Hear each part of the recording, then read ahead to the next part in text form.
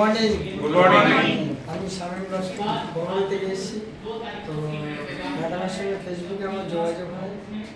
তারপরে মায়ের খুব শরীর অসুস্থ হয়, সুগার হয়েছিল, ব্যাঙ্গালোর নিয়ে যাবো বলে ঠিক করেছিলাম। তো ওখানে নিয়ে গিয়েছিলাম, কোনো রেজাল্ট ভালো হয়নি। তো ম্যাডাম বললো কিছু সাপ্লিমেন্ট দিচ্ছি তো মায়ের সুগারের জন্য। তো যদি আমাদের কথা অনুযায়ী যদি বিশ্বাস করে যদি খেতে পারো তাহলে রেজাল্ট খুব ভালো পাওয়া যায়। প্রথমে তো মা বিশ্বাস করেনি প্রোডাক্টের উপরে। তো মাকে বুঝিয়ে বললাম ঠিক আছে তুমি 1 মাস খাও, যে কেমন ফিল করে দেখো, মায় বাদ দিয়ে দেবো। মা খেয়ে সুগার নর্মাল হয়ে গেল। প্রোডাক্ট যেমন প্রোডাক্টটার নাম হলো CMD ডপ, নিম, আমলা আর গুলগো হেলথ।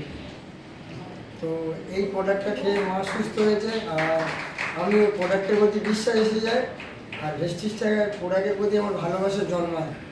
আর আমি একটা ছোট্ট একটা ফলের দোকান আছে, সেখান থেকে আমি সামথিং কিছু রোজগার করি। আর এই গল্পটা প্রত্যেকটা মানুষের সঙ্গে গল্প করি, পার্ট টাইমার। আর এই এমনই একটা প্ল্যাটফর্ম, তো যখন তখন কাজ করা যায়।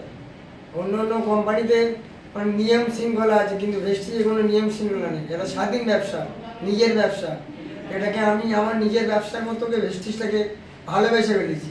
আগে নিজেকে ভালোবাসবো, আগে নিজের দেহটাকে ভালোবাসতে, নিজের ব্যবসাটাকে ভালোবাসি। সেরকম একটা সন্তান বা এরকম একটা ভাবে আমি ভালোবেসে ফেলেছি। আর আমার সবথেকে বড় কথা, আমার আপলাইন স্বপ্ন মানুষ প্রতিনিয়ত আমাকে হেল্প করেছে আর প্রতিনিয়ত আমাকে সাপোর্ট করেছে। নিজে যেমন বাচ্চা যেমন মানুষ করে তেমনই।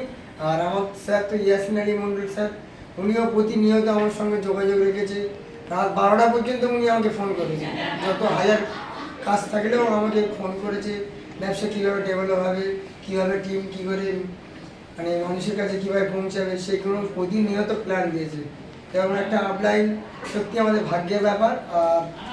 আর কি বলবো, এরকম একটা আপলাইন আমার কাছে সবচেয়ে আমার গুরু এবং